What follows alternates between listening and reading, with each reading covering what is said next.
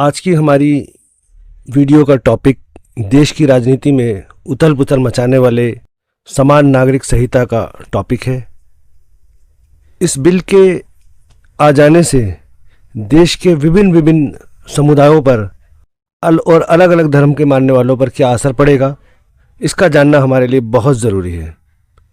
इसका असर देश के किन किन लोगों पर पड़ेगा और इसके अलावा यह भी जानना ज़रूरी है कि आखिर इस बिल का इतना ज़बरदस्त विरोध क्यों हो रहा है। लेकिन इसको जानने के लिए हमें यह समझना ज़रूरी है कि जिस कानून की हम बात कर रहे हैं, कानून असल में होता क्या है। हमारे देश में दो तरह के कानून हैं। एक कानून सिविल कानून है और एक कानून क्रिमिनल कानून है।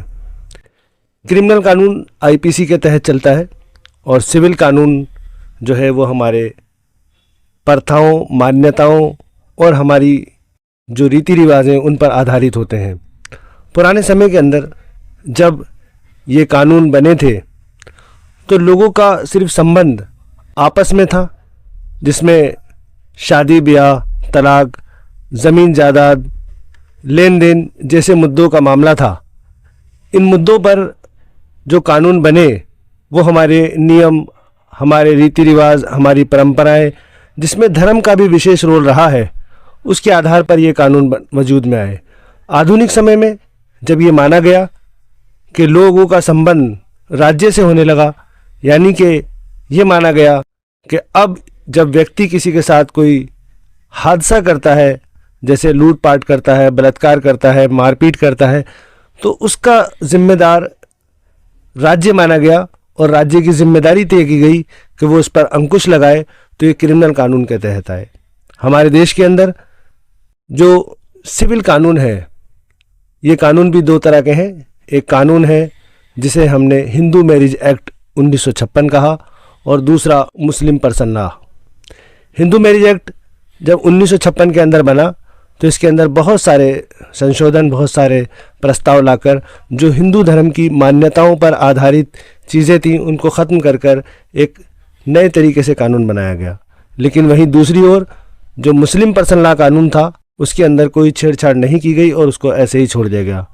आने वाले समय के अंदर आज इस मुस्लिम समुदाय के कानून के ऊपर बात की जा रही है कि इसके साथ हम कुछ बदलाव करें और औरतों को, ख़ास तौर से मुस्लिम औरतों को बराबरी का दर्जा दिया जाए, बराबरी का हक दिया जाए। इस बात को लेकर जो मौजूदा सरकार है वो इस तरह का मसौदा ला रही है, इस तरह की बात कर रही है कि मुसलमानों की औरतों को बराबर का हक दिया जाए, क्योंकि उन्हें ऐसा लगता है कि मुस्लिम पर्सन लॉ के तहत इन औरतों को बराबरी का दर्जा नहीं मिल पा रहा है।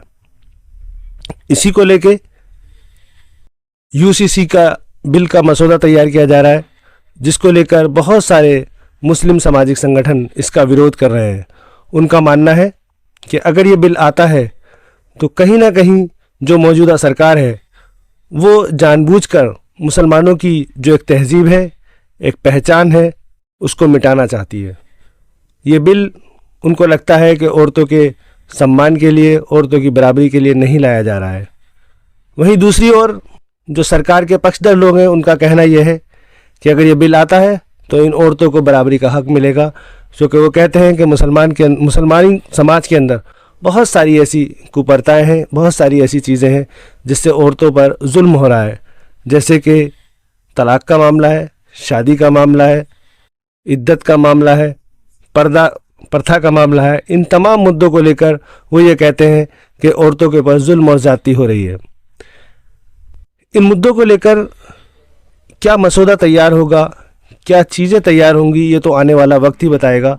लेकिन चूँकि ये कानून हमारी मान्यताओं, हमारी प्रथाओं, हमारे मजहबी मामलों से तय है, तो इन कानूनों में बदलाव होने पर, इन कानूनों में छेड़छाड़ होने का बहुत बड़ा मामला सामने आ रहा है और तमाम लोग इसके विरोध में खड़े हो रहे हैं कि हम किसी भी तरीके से इसमें होने वाले बदलाव को बर्दाश्त नहीं करेंगे, क्योंकि ये लोगों की आस्थाओं से, उनकी अकीदत से जुड़ा हुआ मामला है।